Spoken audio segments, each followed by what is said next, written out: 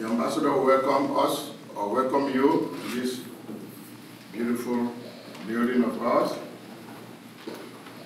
After his welcome address, we'll have a word from the head of the delegation from Yaoundé, Professor Fru Angwafo III. And after his your name, your profession, if any, you give the name of that association, and if you're a teacher, you say you're a teacher, you're a doctor, you say you're a doctor, you're an engineer, or then you give a proposal for the dialogue. So I'm sure when the head of education takes the floor, the proposals from the floor, the delegation will react briefly to this proposal, and then after the reaction to those proposals, Ambassador Tomo will take the floor again. After his word, the head of delegation naturally other ones and go to 11. Item 11 will follow after the closing remarks of the head of the delegation. Say a word. Thank you very much. In my prayer and meditation, I first of all think of you with joy, because as usual, when I send you an invitation, then you come. I'm very happy that, as always, you came. I use then this occasion first of all to thank you for that. Because you know sometimes they will say, Ambassador will invite Cameroonians, they will not come. I want to tell the delegation that this is how we live here. In each occasion, I have to send a word to my compatriots. They usually come. Even before this major dialogue, we usually dialogue between us. they know very well that when they come to this office, with dialogue, we talk as Cameroonian. So my first word is to thank you of having responded to my invitation. The second one is a prayer again. And the prayer is that, yes, in the family, like in the nation, sometimes you cannot say that as an individual or as a family that you never experience situation when you are down or situation when you are up. That happens. It's a simple matter of tolerance. It's a simple matter of to be humble, humility, and to tell the rest of the members of the family what you consider to be wrong and what you consider to be right. And it's quite normal that the other member of the family listen. If you don't listen, you are doomed. You listen. Of course, because you are in the family, and of course, because what you like, maybe that what I don't. Either here or in my residence, when I invite you, really you are coming. I feel very good because I don't see you people be angry or breaking this and that. Only people who do not know the value of what we call common heritage could start breaking things. We don't do that. We discuss, we carry dialogue in order to understand fully each other. And they usually also say that dialogue is not an event. Dialogue is a process. That process will start at one level, move to another level, and so forth and so forth. Remember, this country where we are 200 years old, and you remember the year when they have secession. You remember at the many Western countries, like France, they killed so many kings, Place de la Bastille. But now they could come proudly to tell us that, oh, this democracy, oh, this human right. But by the time there was secession here, you remember they killed so many people. So the soldiers will die for their country. You as a citizen, you could die for your country.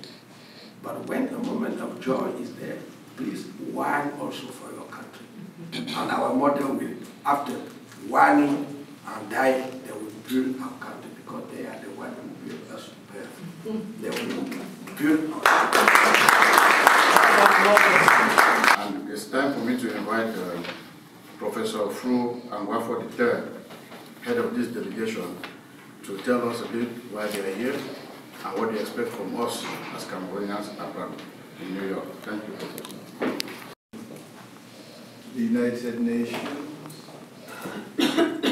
your delegation to this mission, ladies and gentlemen, in all your capacities, it is a great honor for us, the delegation sent by the Prime Minister,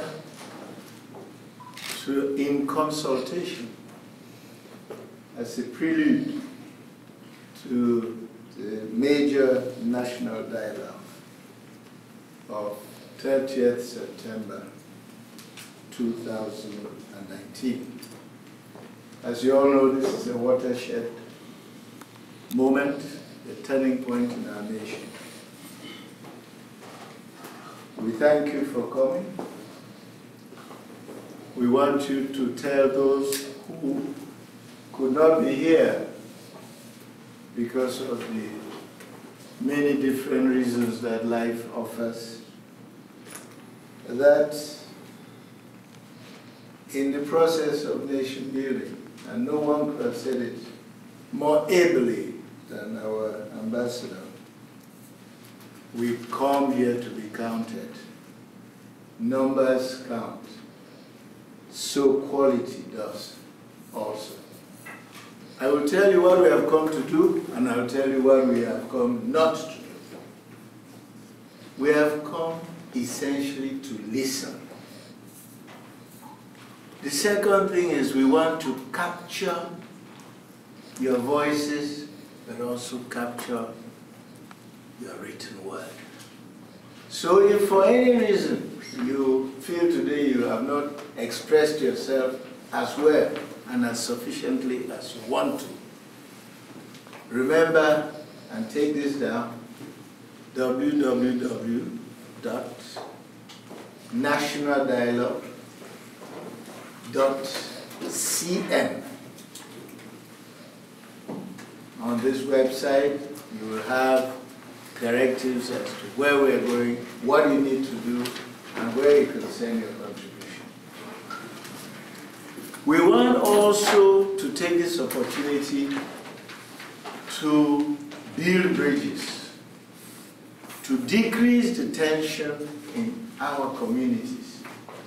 I know Mr. Ambassador lauded the prowess of the Cameroonian community in New York, a community that is together, always in dialogue, but I think we can improve even on that. Build bridges, create an enabling environment so that we can have the peace that will give us the necessary conditions for our development. What are we here not to do? I want to emphasize that we are not here to dialogue in the sense of the national dialogue. What we are doing here today is a consultation. There is a difference between a consultation and a dialogue. And I know the experts in the UN here who know the dialogue process, the negotiations and all of that. So that's not what we are doing.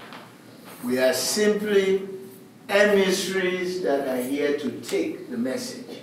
The message that says, this is the problem and this is our proposition. If each one has that, then we would have, in a large measure, fulfilled our task. The other thing you ought to know is, whatever you do here, please, the written word is very good.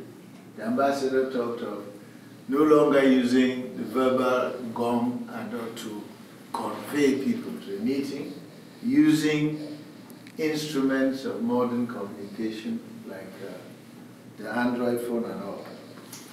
One of those instruments is using the written electronic media. So whatever you can present here orally today, please don't forget to make your presentation. We will also carry that either in electronic or physical form back to the Prime Minister, head of government who sent us. Once more, Mr. Ambassador, thank you and your team for this warm welcome.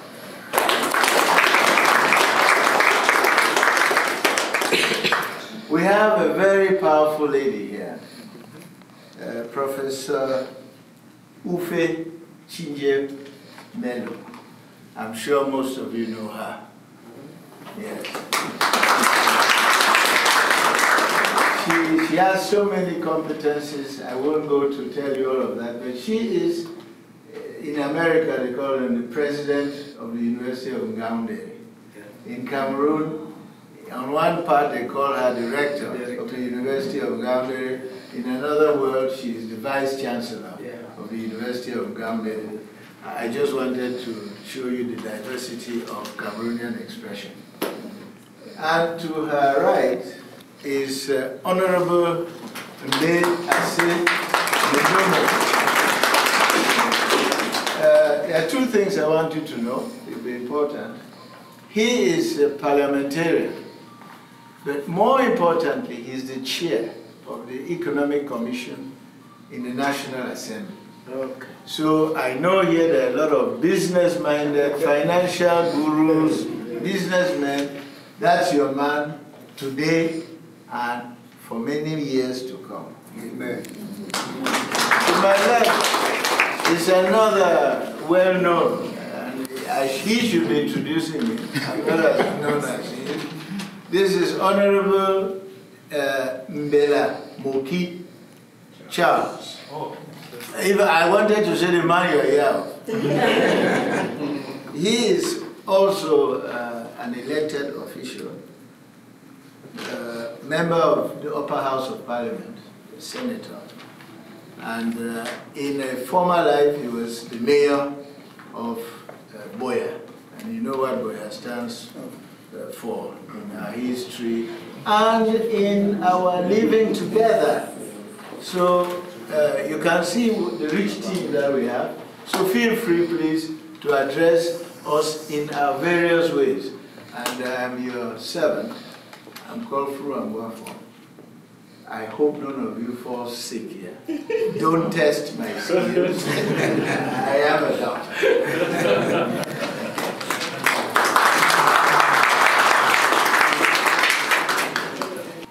As I said, if you do not find enough time.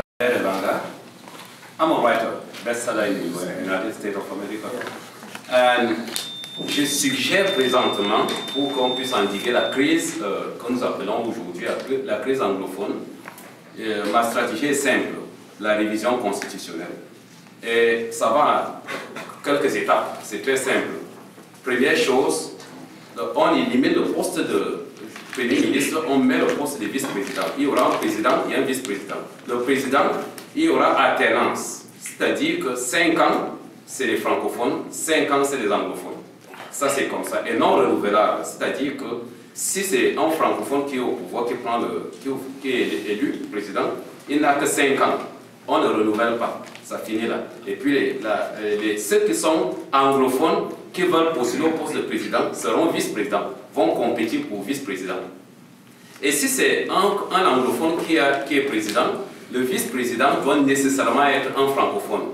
Et maintenant, lorsque les anglophones si le président est anglophone, les francophones qui sont vice-présidents, qui ont la vice-présidence, ont le droit de choisir 4 départements ministériels. Et on doit leur donner ces 4 départements ministériels. Et vice-versa. Si c'est les anglophones, si c'est les francophones qui sont au pouvoir, les anglophones ont droit à 2 départements ministériels. Pourquoi cette disproportion? Parce que la zone anglophone n'a que 2 régions et la zone francophone a 8 régions. Ce qui fait que on a concédé, j'ai concédé dans mon document 4 départements ministériels aux francophones à choisir lorsqu'ils sont vice-présidents et 2 départements ministériels aux anglophones lorsqu'ils sont vice-présidents. Monsieur l'ambassadeur, monsieur le chef de la délégation, je vais commencer par le problème anglophone qui nous lie ici. Je pense que tout ce qu'on va dire ici, ce sont des choses qu'on a déjà dites partout. Nous avons une constitution. Il faudrait qu'on respecte la constitution. La constitution de 1996 prévoit des régions. Donnons les moyens aux régions, mettons les régions autonomes, ce problème va baisser.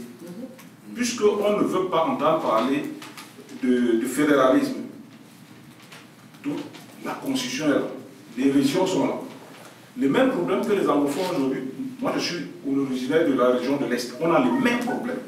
Nous produisons du bois chez nous. Nous avons des richesses, mais les autres en bénéficient. Ça crée des frustrations. Et les mêmes frustrations, on les a ici. Vous allez à d'ici, vous voulez faire un passeport, on vous renvoie, on fait ça. Ça révolte les gens. Les gens deviennent, quand on entend parler du Cameroun, c'est la guerre, c'est la guerre, c'est la guerre. Parce qu'il y a des frustrations à tous les niveaux. Et ce problème doit être réglé.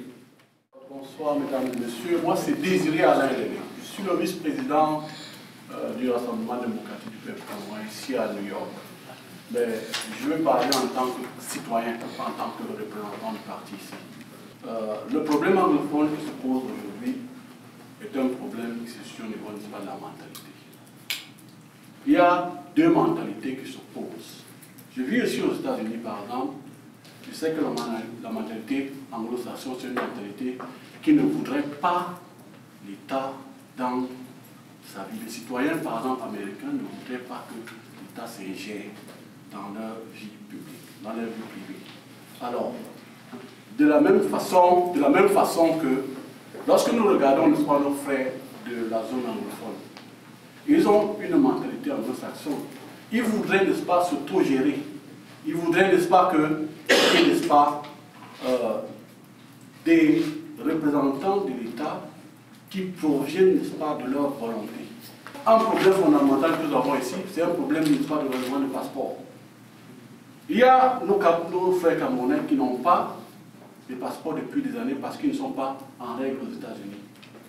Mais les conditions pour demander le passeport disent qu'il faut être résident aux États-Unis. On ne peut pas, n'est-ce pas, demander aux Camerounais d'être résident aux États-Unis et aller demander, n'est-ce pas, pour renouveler leur passeport, on leur demande d'être résident permanent. Ils ont le droit, n'est-ce pas, de demander de faire la demande de passeport, sans qu'on ne pose des conditions. Et je voulais juste dire à la délégation que les Camerounais, n'est-ce pas, des États-Unis ne sont pas contre l'État. Ce sont des républicains, ce sont des patriotes. Et tout ce que vous voyez là, ce sont des personnes qui travaillent et qui aiment le pays. Nous ne sommes pas des casseurs. Si on vous dit que les Camerounais de New York, ce sont des casseurs, on vous a menti. C'est Léo Tachou, je suis ici le secrétaire adjoint d'un groupe appelé Christy Family, c'est un groupe chrétien pour les Camerounais. Et je voulais faire ici ma proposition. Je pense que si on parle de dialogue national, il y a beaucoup de prérequis qui doivent, n'est-ce pas, être abordés. Et pour ma part, il y a par exemple le leader Ayub Tabé qui a été condamné, qui pour ma part, si nous voulons quelque chose de sérieux, nous devons, n'est-ce pas, trouver des moyens qui sont aussi, fassent partie de ce dialogue. Essayer de, n'est-ce pas, adoucir le climat politique, libérer ces gens et que tous ensemble, comme une famille, comme vous l'avez dit, nous venons à la table, nous discutons ensemble pour pouvoir trouver des solutions aux problèmes qui nous minent. Donc, ça c'est ma proposition. Merci. I'm Dr. Ibrahim Chako. I'm a mechanical engineering doctor. So whatever we're discussing here, we know what the problem is. It's not something that we don't know. We know what the problem is.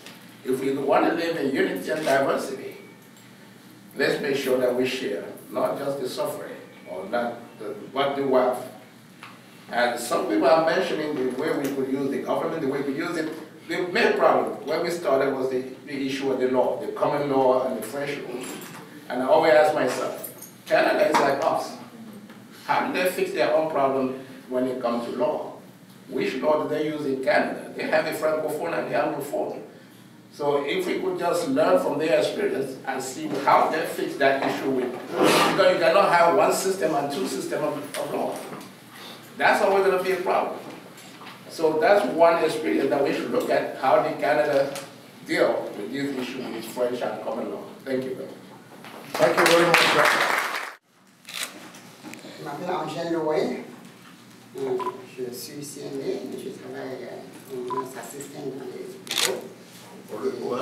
Comme nurse assistant dans les hôpitaux. Et j'ai ouvert une petite compagnie qui s'appelle Afritopol. Je roule avec cette compagnie. Et en même temps, je suis la secrétaire générale de l'ADPC, ici à New York.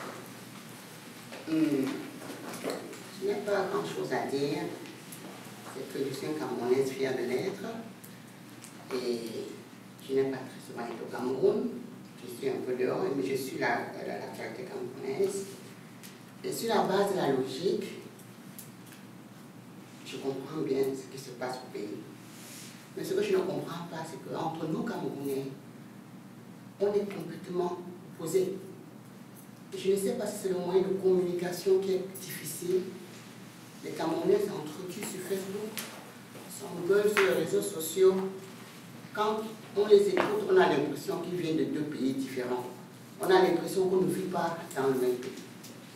Donc, je voulais savoir s'il y a un moyen plus facile de communiquer avec les Camerounais, parce que j'ai l'impression qu'il y a beaucoup de choses qui ne comprennent pas.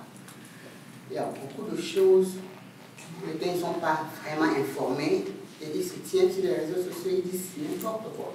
Et moi, seulement sur la base de la logique, je ne trouve pas ce qu'ils disent normal. Je me dis qu'ils ont besoin de plus d'informations. Je sais qu'il y a le lavage du cerveau de gens qui encouragent les autres à croire à des choses qui n'existent pas. Mais je vais vous demander de trouver un moyen pour permettre aux Camerounais de comprendre vraiment ce qu'est notre pays, ce qu'on fait dans notre pays, parce que je sais qu'on fait de bonnes choses. Je sais qu'il y a des problèmes comme dans tous les pays, même ici aux États-Unis, on a des problèmes. Les Américains ont des problèmes. C'est au Cameroun, quand il y a un petit problème, on le grossit. Et j'ai l'impression que la communication ne passe pas. Et que beaucoup de gens ne sont pas informés. Ils vont sur la base de la mauvaise information pour faire des grandes guerres, des grandes embrouilles. S'il vous plaît, trouver un moyen d'informer nos compatriotes sur exactement ce qu'on fait au pays. Merci. My name is Jonathan Fro-Awasu. I am the Executive President of Compassion Peace Initiative Coalition. I was a trained pastor of the Presbyterian Church, famously known as PCC in Cameroon. I moved into the United States, and I wanted to pursue pastoral ministry. As an expert in conflict management and peace management, the house is on fire. There's an elephant in the house. We can talk about the SWOT analysis, the strengths, the weaknesses, opportunities, and threat to the nation.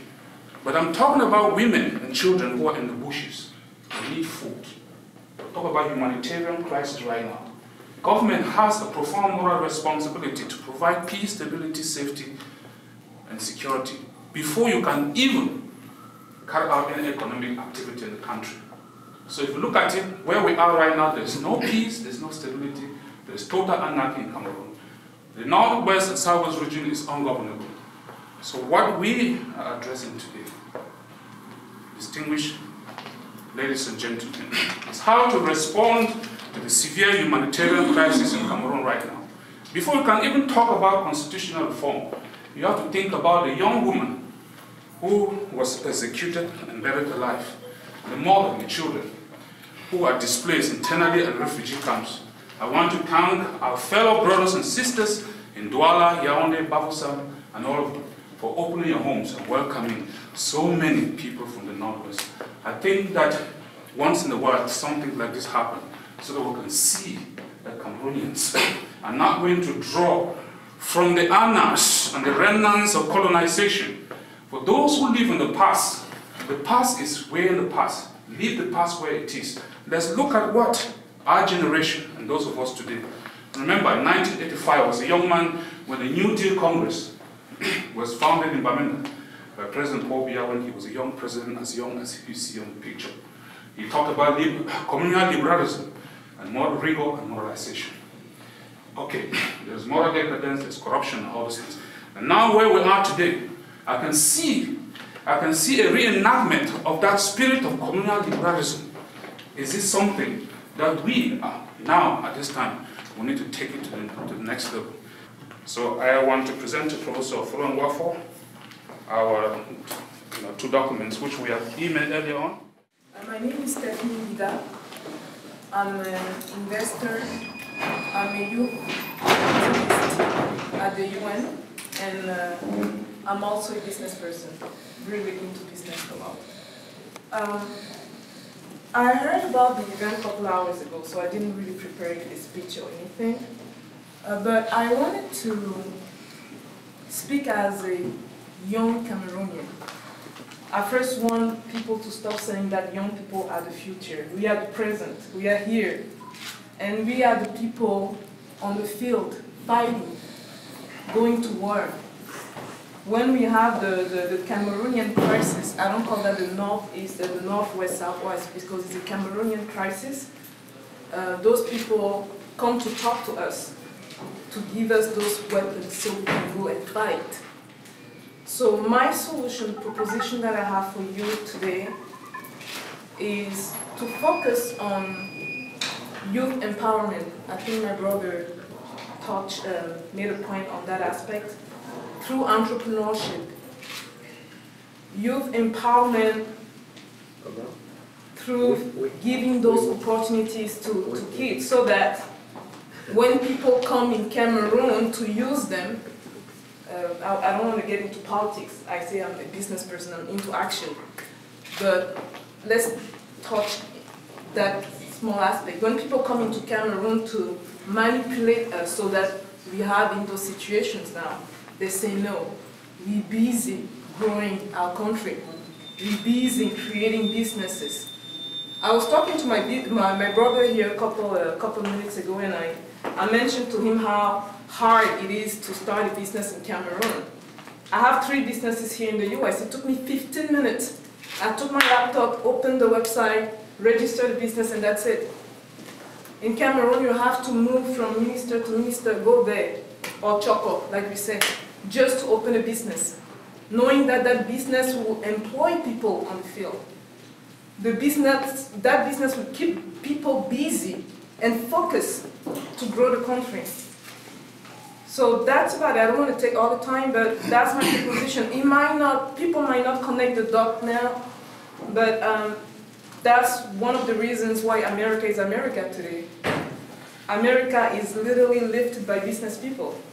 And there are certain issues that even if you bring that to young people here, they will tell you, no, I'm busy building my country. That's about it. Thank you. My name is Ari Obenson. I am a barrister or lawyer by profession. I used to be the Secretary General of Junior Chamber International. The reason I am here today is for love of country. It's the reason why I'm here. And I also want to arrive at that same conclusion for everyone that is here, that we have given up our time to be here today for love of country. And if we want to build a country together, we have to start from a place where we have a common purpose. The Anglophone crisis, for many, seems to be within the context of the form of the state, or seems to be within the context of the administration. But for me, it is more than that. It is not the form of state. It is not for lack of laws. It is not for lack of a good constitution that we have a crisis. We have a crisis because of a simple concept of equality. Equality, justice, and economic opportunity. These 3 things. For if you give people, if every citizen of the country, no matter what that country is called, sees themselves as equal before the law, accepts responsibility and also rights, we solve the problem. We solve one problem. Second, justice. And we think about it from justice, that every person will have the right to go before justice and get justice. That's important. And third, economic opportunity. It is really important that the process be seen, not just be credible, but seen to be credible. This is really important. We have, in our lifetime, some of us may not get the opportunity in our lifetime to be able to contribute to the development of our country. To be credible, we have to determine the process clearly and give people the opportunity, define what the outcome and the rules of this dialogue would be. That would be my contribution. Thank you. It's a great privilege to be here today to speak about this issue as our nation is going through. As a pastor, my heart grieves every day when I hear what is happening.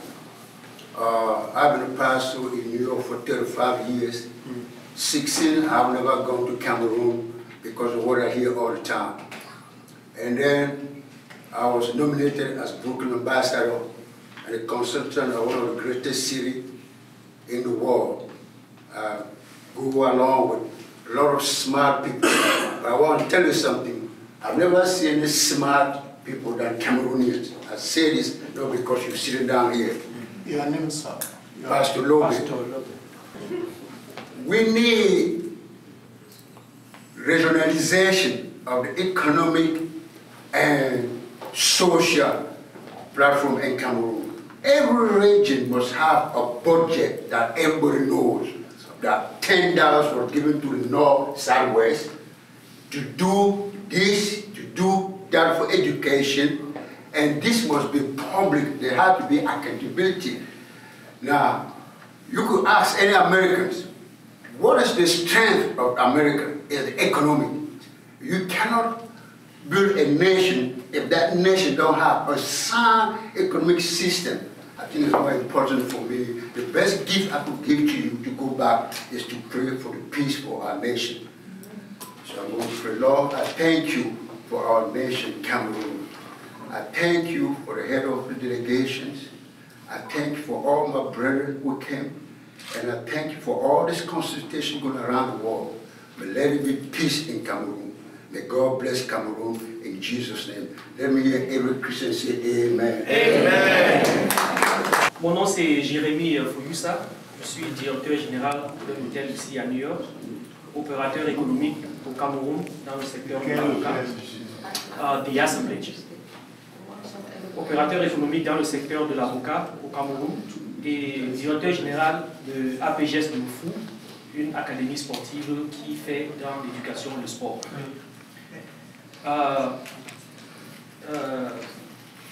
Son Excellence M. Monté, Professeur Angwafo III, Professor Fay, Honorable Mendomo, Honorable Bella, we are thrilled to have you here as the dialogue process is ongoing.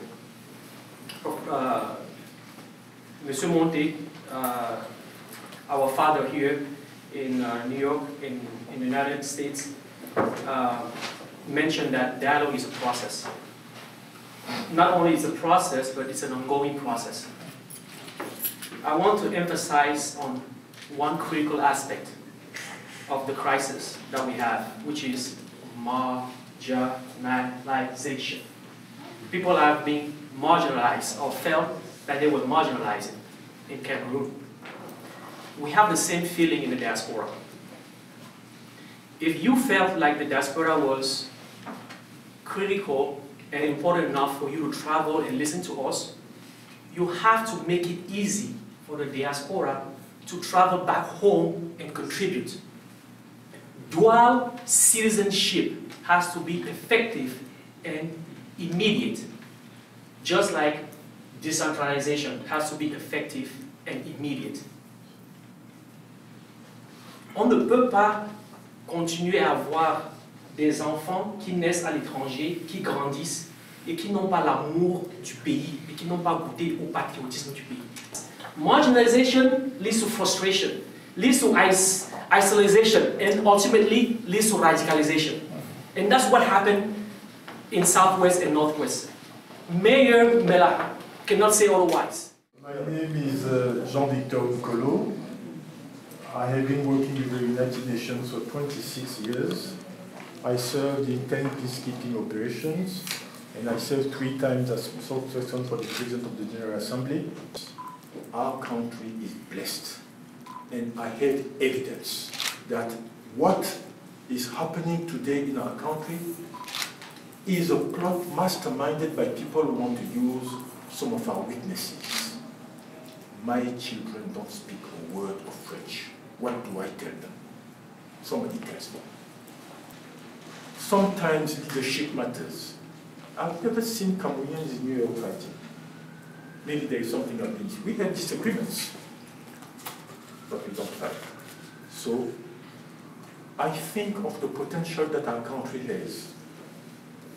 Our lady, the nurse, the sister who spoke, our sports and civil society leader, the young lady who spoke, the pastor, our writer. What a wonderful country. Why is it that we want to sell it?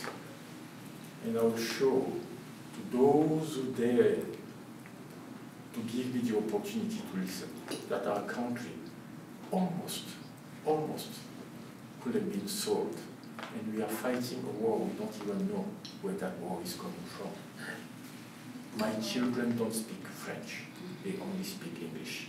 I thank you very much. Docteur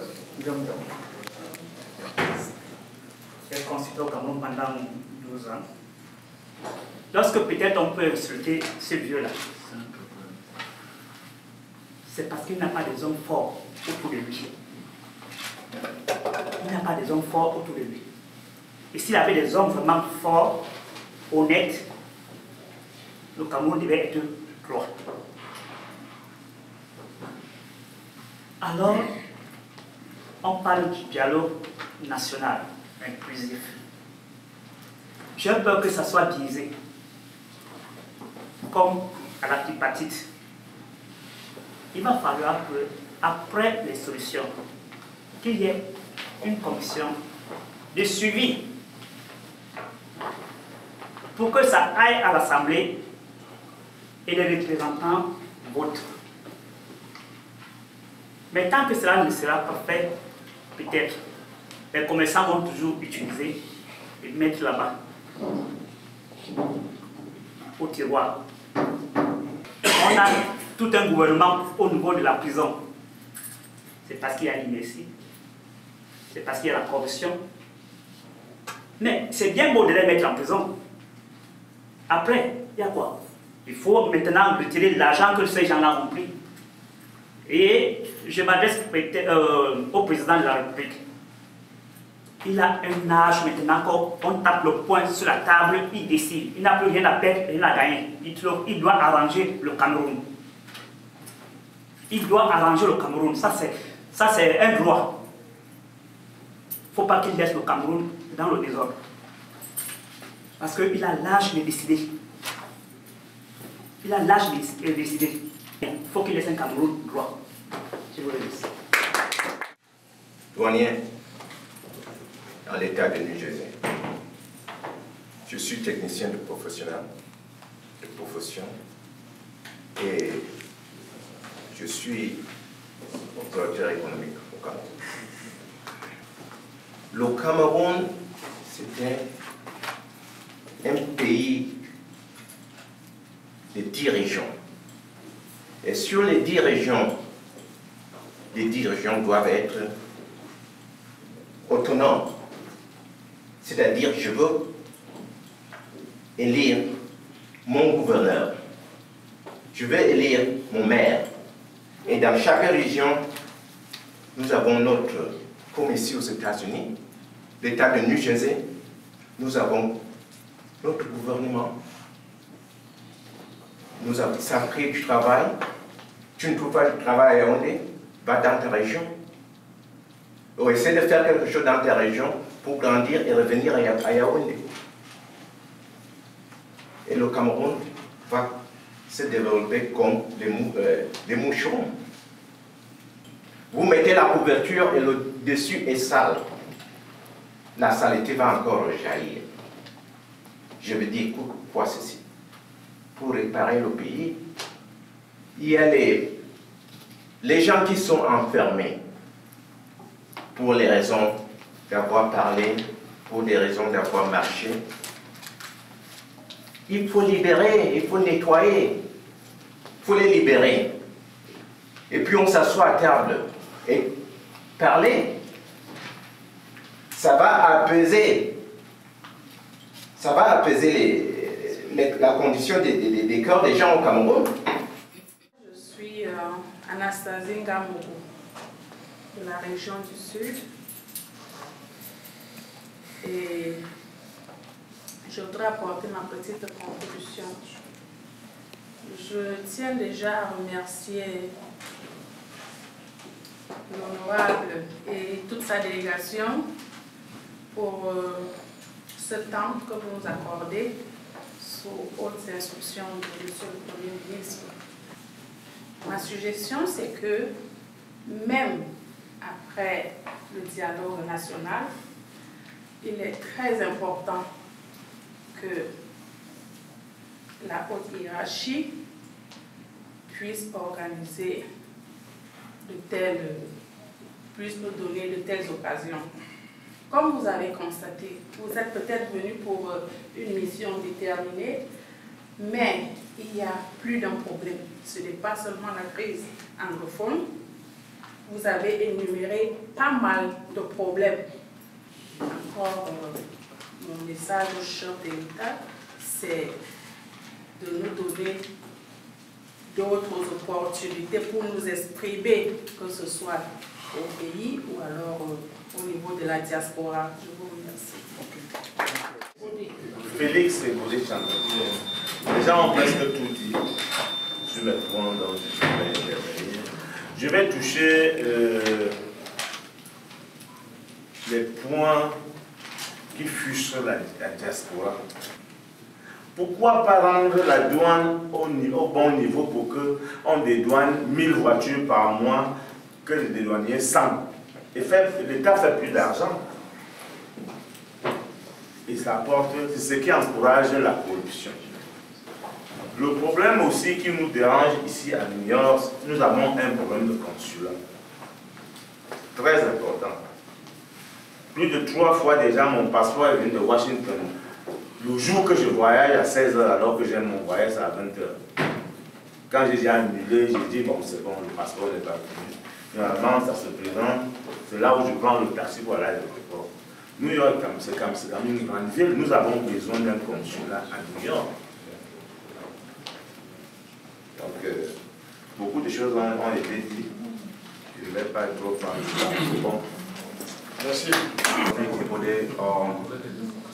Étudiant en justice criminelle internationale, John Jay College, Human Justice. Eh bien, je vais parler en français parce que je suis en physique Cameroun et j'ai eu la chance d'avoir une éducation en français. Voilà, je vais commencer par une question, celle de savoir quel est le pays que nos papas, nos mamans veulent nous laisser, nous la postérité. Eh bien, le pays qui doit nous laisser, c'est un pays avec des jurisprudences fortes. Pour revenir à monsieur là qui parlait de la libération des gens qui ont commis des atrocités, des meurtres, qui ont volé, qui ont incendié.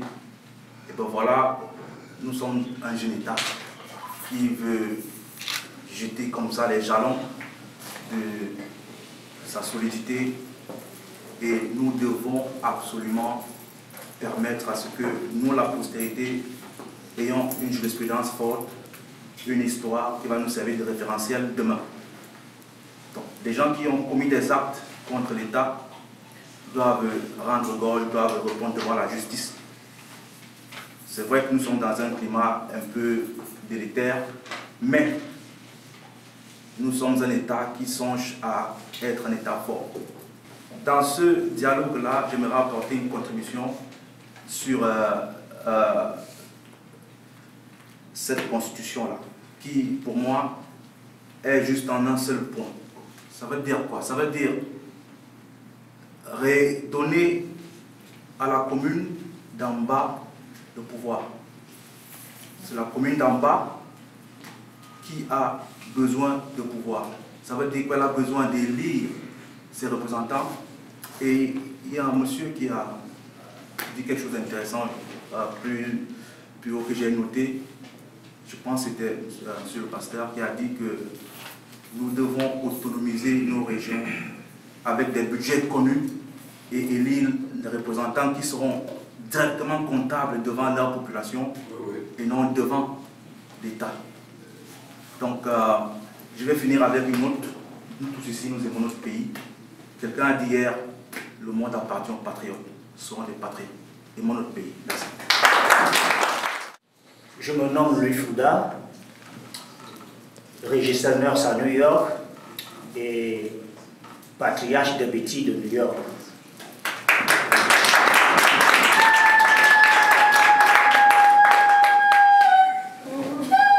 Je prends la parole en ce moment devant ce panel pour ne pas revenir sur ce que mes prédécesseurs ont dit.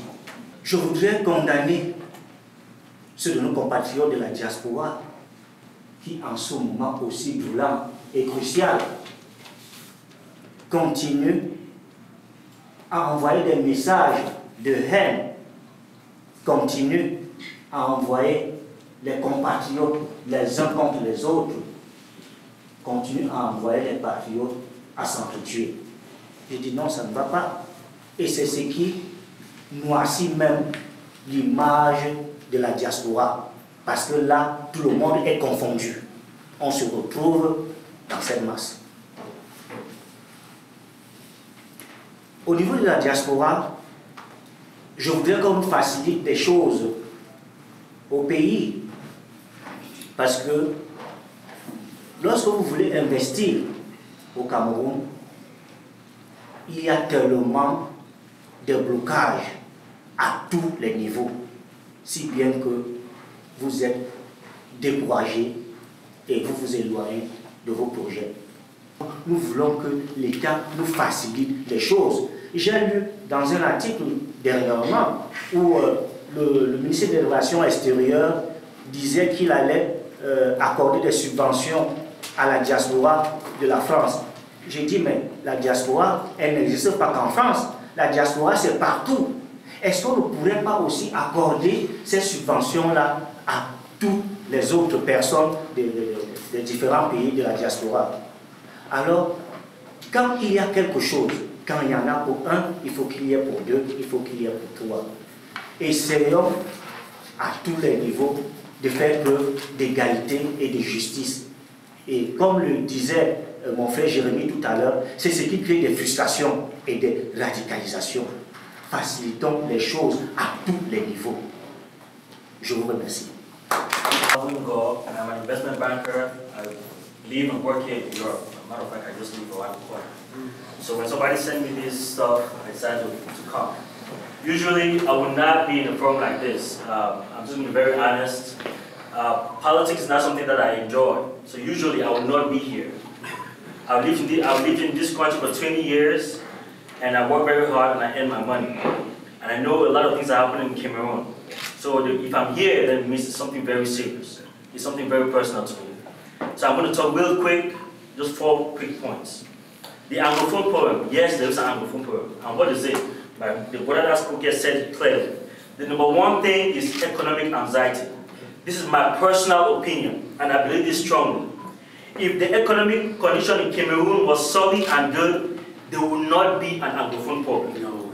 That is the fact. If the economic condition in Cameroon was solid, there will not be an Anglophone problem. I tell everybody, New York City is the best place to live on earth, but Yaoundé has my heart. I was born in Boya. When I was 4 years old, moved to Yaoundé.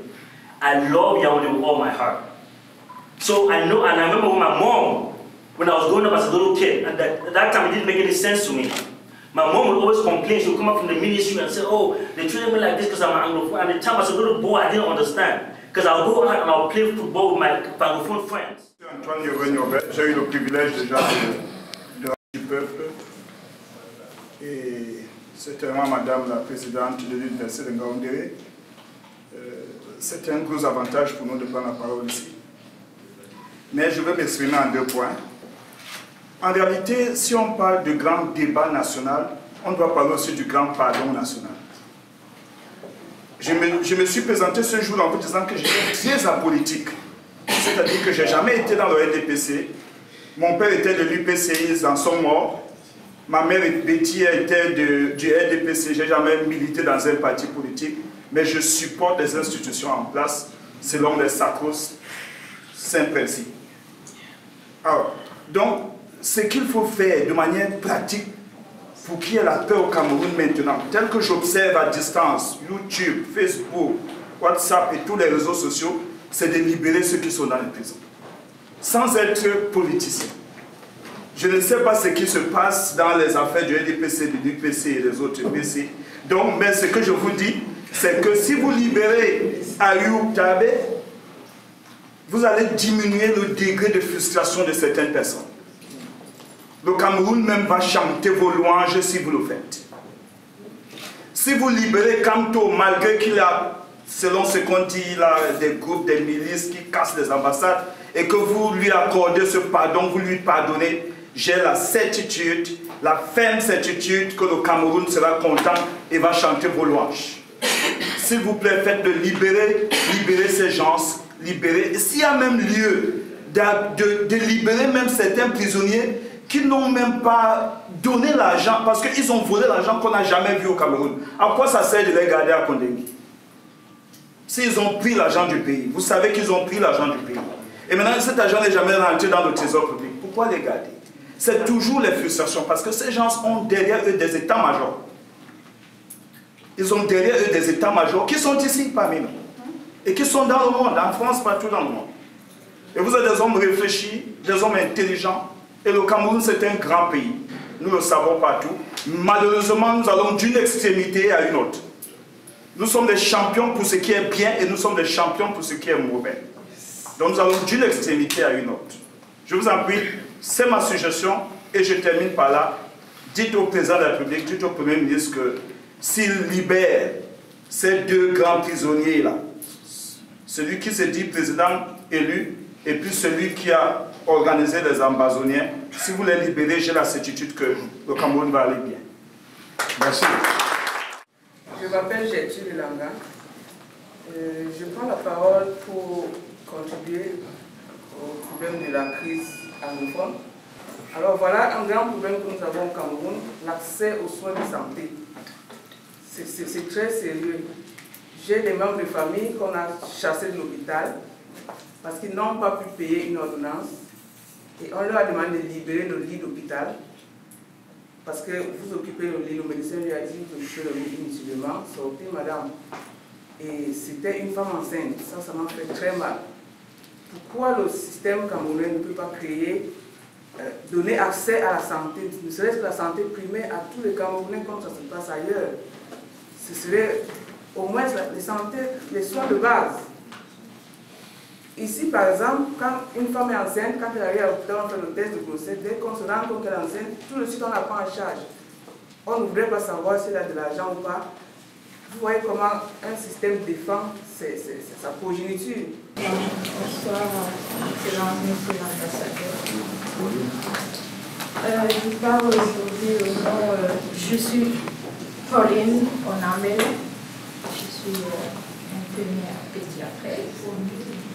Je parle au nom des jeunes Camerounaises aux États-Unis en général, puisque les études nous coûtent très cher aux États-Unis, les études, la formation, et du coup on ne reste pas aux États-Unis, à l'étranger parce qu'on veut.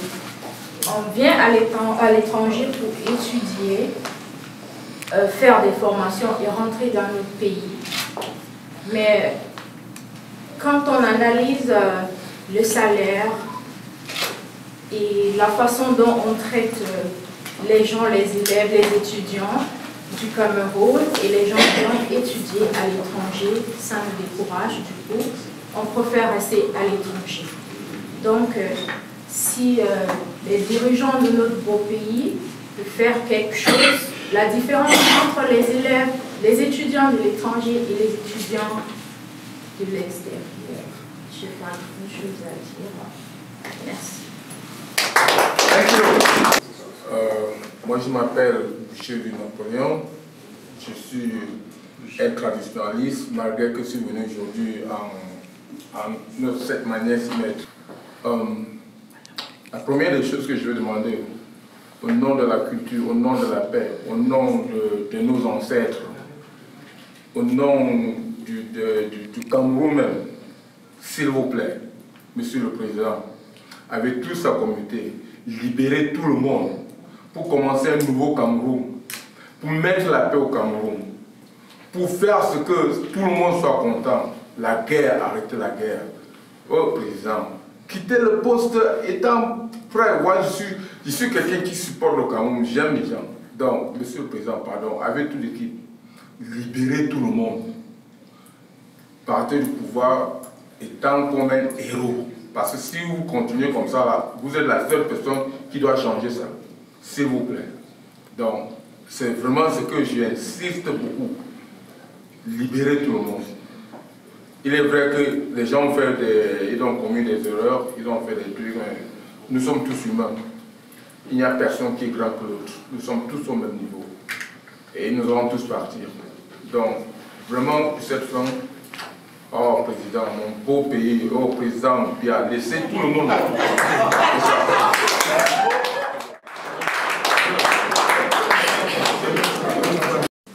Thank you,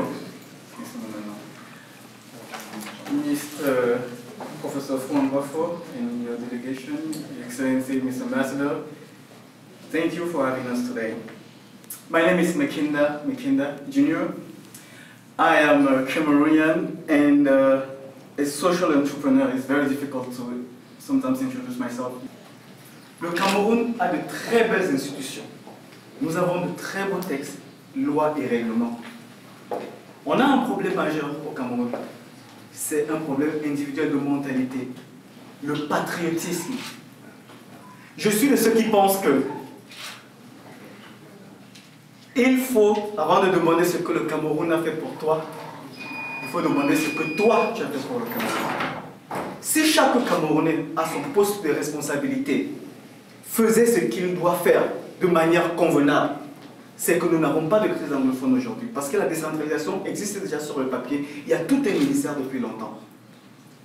Deuxièmement, si chaque citoyen camerounais faisait ce qu'il doit faire normalement pour que le Cameroun se porte bien, le Cameroun se porterait bien. Nous sommes aujourd'hui en train d'adresser nos doléances au président de la République, dans le cadre de ce dialogue. Mais chacun d'entre nous devrait d'abord se dire, qu'est-ce qu'il faut que je fasse pour que le Cameroun se porte bien? Et la première remarque que je fais, et que quelqu'un a levée tout à l'heure, c'est le manque de considération des personnes qui nous dirigent. La jeunesse, qui est le présent, et non seulement le futur. Je suis aussi un des rares Camerounais qui a mobilisé tous les Camerounais de la diaspora à contribuer chacun 10 $ pour qu'on puisse financer un jeune entrepreneur au Cameroun chaque mois. Pendant 6 mois, nous avons levé chaque mois 500 000 francs et nous avons financé un jeune entrepreneur. Cet argent a été prélevé de chacun des Camerounais. Ils sont assis ici, via les réseaux sociaux. Vous n'en avez jamais entendu parler. Parce que ça n'intéresse pas ce que les jeunes ont à apporter véritablement. Les casseurs, lui, on les écoute. Mais ceux qui contribuent, on ne les écoute pas. Il faudrait mettre un mécanisme effectif pour qu'on puisse écouter ceux qui ont à contribuer, surtout qui viennent de la diaspora. Dernière contribution, argent. Je suis en train de travailler sur un projet aujourd'hui pour pouvoir lever, professeur, 1 milliard de francs CFA au Cameroun chaque mois pour financer les projets. Et cet argent viendra des Camerounais eux-mêmes et de la jeunesse en particulier. Nous n'irons pas emprunter de l'argent ailleurs. Donc, dans ce projet-là, je voudrais que vous disiez, Monsieur le Président de la République, que vous avez rencontré un jeune Camerounais qui avait déjà réussi à envoyer 500 000 chaque mois au Cameroun et qui dit qu'il est prêt à revenir au Cameroun parce qu'il peut lever 1 milliard de francs CFA chaque mois pour financer les projets des jeunes Camerounais. Je vous remercie. Ils ont presque tout dit. Je voudrais d'abord féliciter le chef de l'État pour l'initiative qu'il a prise pour ce dialogue-là, qui est très important. Et remercier aussi la délégation qui est arrivée. Alors, ils ont presque tout dit. Ce que je voulais dire, c'est qu'il nous faudrait plus de petits dispensaires. Parce que les gens nous envoient les vidéos ici, c'est très malheureux. Il manque de dispensaires, les petites écoles. Hein? Il y a plus de 50 enfants, ils sont dans un truc en paille comme ça, en plein Brousse Nord Cameroun. Vraiment, essayez de voir ça. Ça fait mal, c'est malheureux. Il n'y a pas de dispensaires, il n'y a pas des écoles, les petites écoles primaires. Les enfants, la CIL préparatoire, élémentaire, la même classe. L'enseignant dit qu'elle touche 15 000. Les gens filment tout là-bas pour nous envoyer ici, pour que nous nous voyons. Donc, si on peut faire des efforts. Et puis, il y a ce problème de double nationalité pour les femmes. Je ne sais pas pourquoi nous allons payer les visas à Washington, alors que nous avons droit, nous femmes, comme on dit, à la double nationalité. Et jusqu'à présent, on nous fait payer. Je ne sais pas pourquoi. Et tout ça, les gens en parlent. Alors, comme on a dit, ce problème anglophone, là, vraiment, il faut que le chef d'État essaie de voir cette histoire-là. Si c'est écrit sur la Constitution, il faut qu'on respecte. Parce qu'après, nous, on va payer les pots cassés. Et puis, je supplie le chef de l'État qu'il essaie de libérer ses prisonniers politiques. Monsieur Kanto, le grand professeur, tous ces gens, comme ça, on s'assoit, parce que le sang a déjà coulé. Le sang a coulé. On nous envoie les gens ici, les têtes coupées. On a perdu l'armée, les gens dans l'armée. Non, ça va comme ça. C'est tout ce que je voulais dire. Je suis de ceux qui pensent qu'il faudrait, dans le cadre de ce dialogue, toucher à la loi fondamentale pour rendre nos institutions, les principales, fortes. Le Cameroun n'a pas davantage besoin de personnes fortes, mais d'institutions plus fortes. Et également, je suggère humblement qu'on puisse réserver une protection particulière à certaines dispositions de cette loi fondamentale. Je prends par exemple le cas du mandat présidentiel, qui pourrait être peut-être de deux mandats. De deux mandats, et que cela soit respecté, et que au cas où on voudrait y revenir, on passe par, pourquoi pas, un référendum. Parce que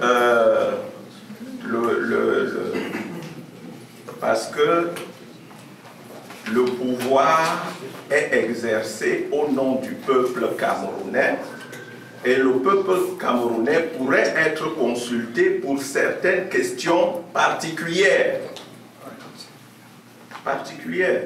J'ai parlé du mandat présidentiel. Il y a un problème récurrent qui a toujours eu cours, l'application de l'article 66 de la Constitution. Il faudrait voir si on ne peut pas y accorder une protection particulière. Par exemple, si on veut modifier ça, d'abord appliquer cette disposition, parce que les populations ont besoin d'être rassurées à travers ceux qui les dirigent. Moi c'est Andra, je suis Uber Driver et j'ai aussi une structure des Camber Corporation que j'ai créée il y a de cela environ 8 ans. Donc ça fait aussi dans la location de voitures. Bon, on a tout dit, c'est-à-dire on a presque tout. Mais il y a un point que je veux dire qui est échappé à tout le monde. Une maladie qui mine vraiment le Cameroun, qu'on appelle la corruption. C'est-à-dire on n'a pas abordé ce sujet.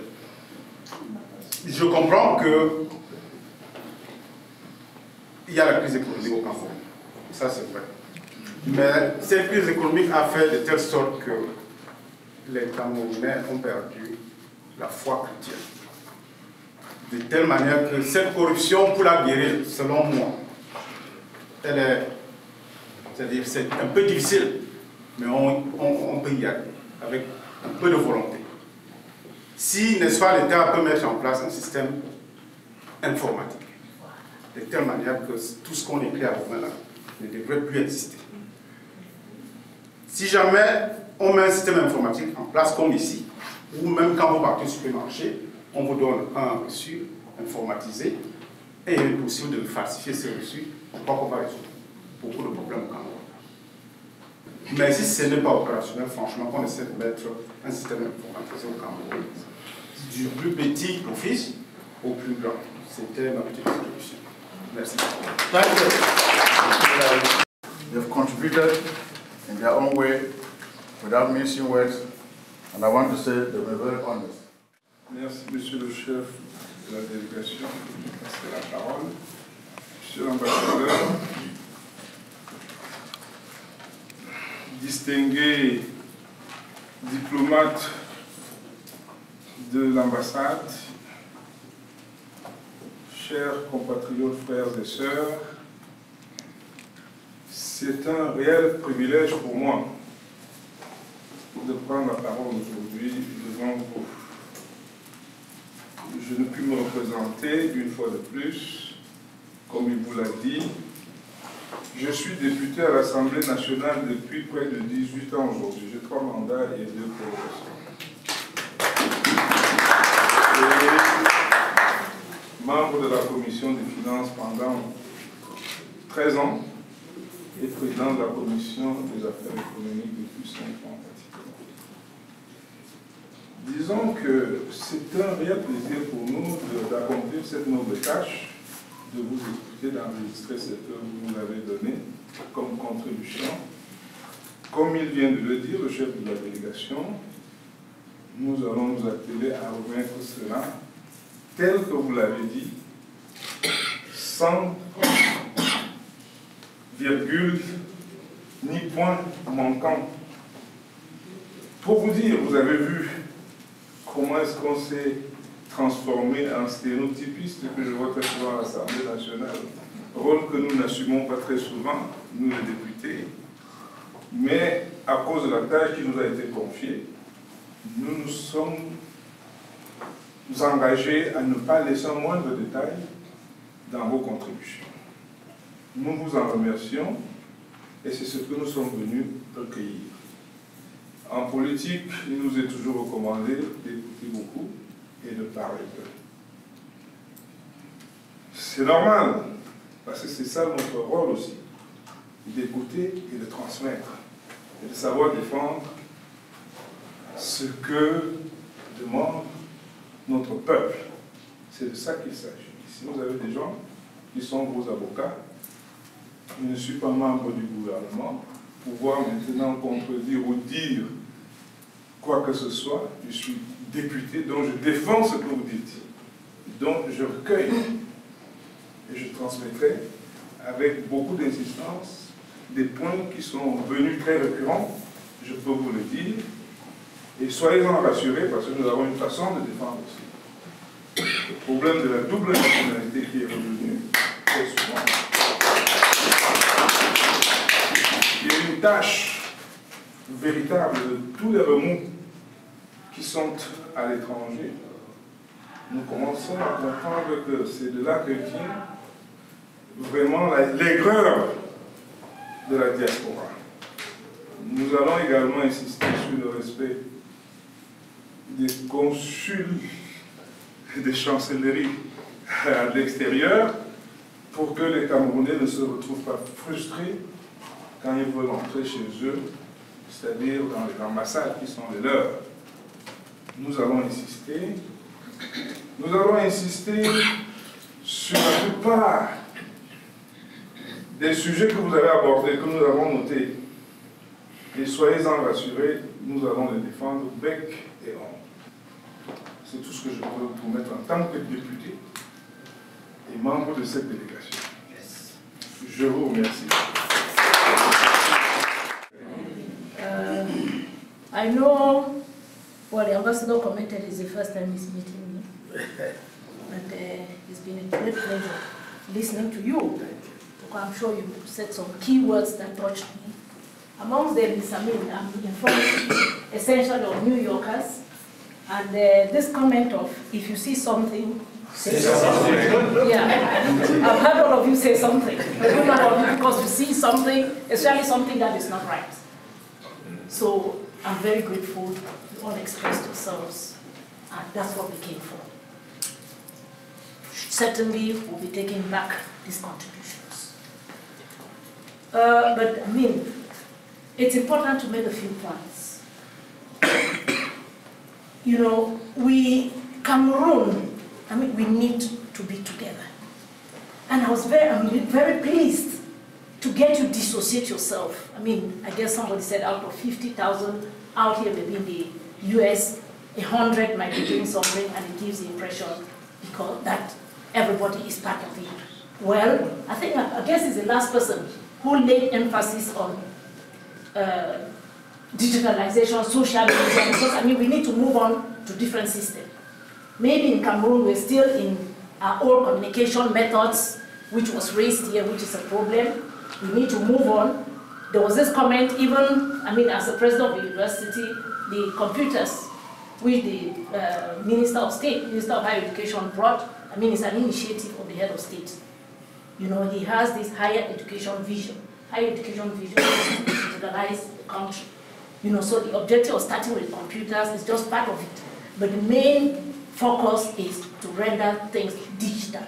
Because I think he's realized that once we don't digitalize, we remain on our traditional methods, it becomes difficult for us to be able to get the right data, to keep the right data.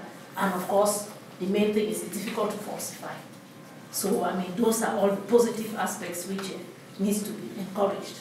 But if not, the point of this dialogue, the object of us coming out here, which I'm happy you all embraced this initiative of the head of state. He himself said people have been talking, and finally it's ready for us to dialogue. And all of you, I don't think anybody on this floor was against the dialogue, which is a very, very positive initiative. Very positive that we Cameroonians were ready to come together and take care of our own affairs.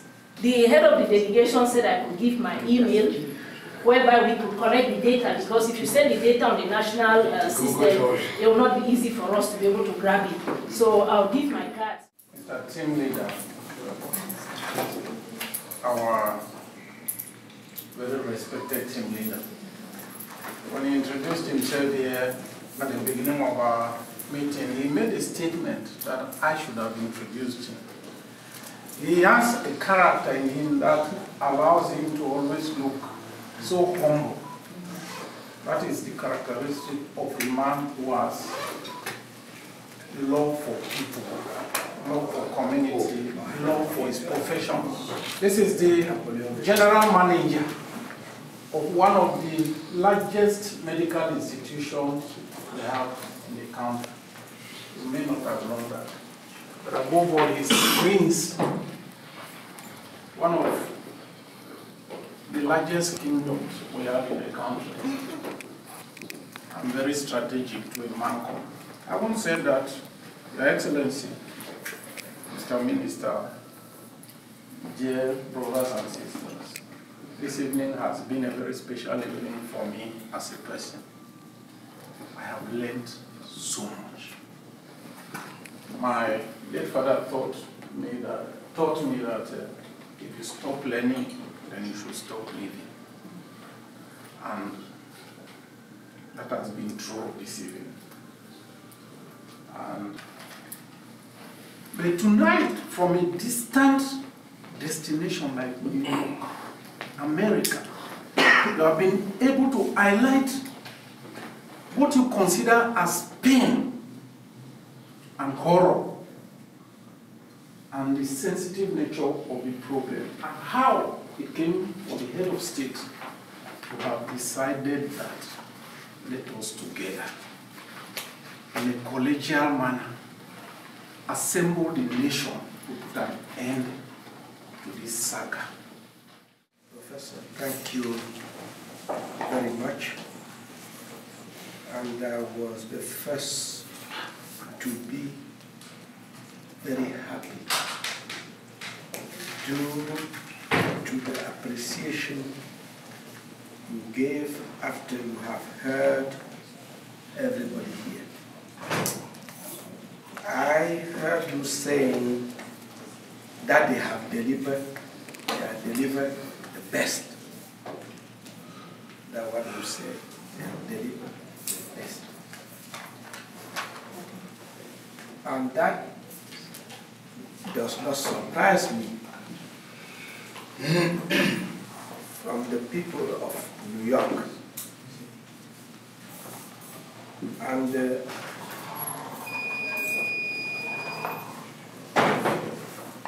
honorable member of the parliament said that they were very touched by what they heard. That does not surprise me.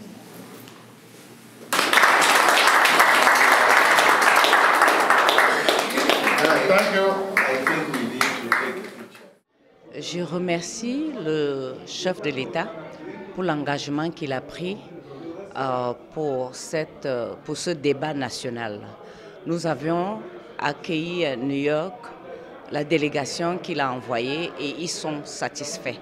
Les New-Yorkais se sont exprimés. Nous avions donné tous nos doléances et ils vont les ramener directement à Yaoundé. Nous voulons que la paix revienne dans notre pays, que nous aimons tant. Nous avons eu une très grande mobilisation de toutes les sensibilités des Camerounais à New York et au-delà de New York, parce que nous avons eu un Camerounais qui venait aussi loin que l'État de Missouri, d'autres d'Albanie, et donc il y avait une large sensibilisation. Et nous avons eu une présentation et contribution de l'entière, toutes les idéologies possibles, de gauche au centre, à la droite. Et les gens se sont exprimés librement et nous rentrons satisfaits de cette rencontre. Il y a eu de bonnes propositions par rapport à la crise des régions du Nord-Ouest et du Sud-Ouest, mais aussi les bonnes propositions par rapport à toutes les fléaux qui minent notre vivre ensemble en général au Cameroun. Nous avons aussi eu à dialoguer et pourquoi pas parler avec les gens qui vont effectivement être présents au grand dialogue national prévu le 30 septembre. Donc nous pensons que c'était une réunion réussie. Il y avait les jeunes, les moins jeunes et les mûrs parmi. Donc nous pensons que c'était l'une des meilleures réunions que nous avons pu animer. Well, it's been a very big pleasure for me to have interacted with the Cameroonian community in New York. And I mean, even this evening I learned others came from out of New York. We had quite a big crowd.